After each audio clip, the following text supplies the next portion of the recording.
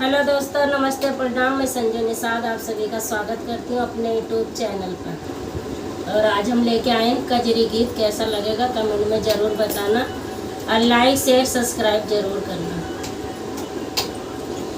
हरे रामा काटो पीपरा करे पाते दो मेला है साड़ी रे हारे।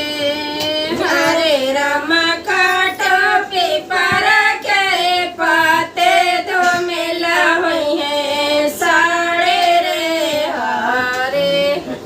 सोने के थाली में जेवना बनायो, सोने के थाली में जेवना बनायो, सोने के थाली में जेवना बनायो।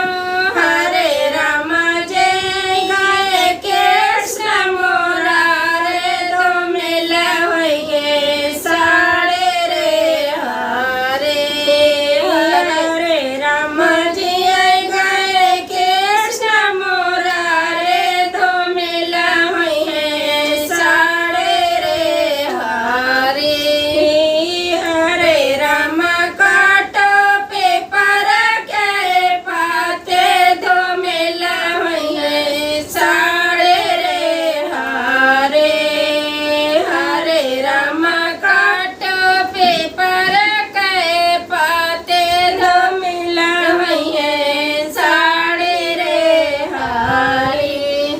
झांझर गेड़ुआ गंगा जल पानी, झांझर गेड़ुआ गंगा जल पानी। हरे राम घोट गए कृष्ण मोरा रे दो मेला होइगे साड़े रे हारे। हरे राम जी आई घोट गए कृष्ण मोरा रे दो मेला होइगे साड़े रे हारे।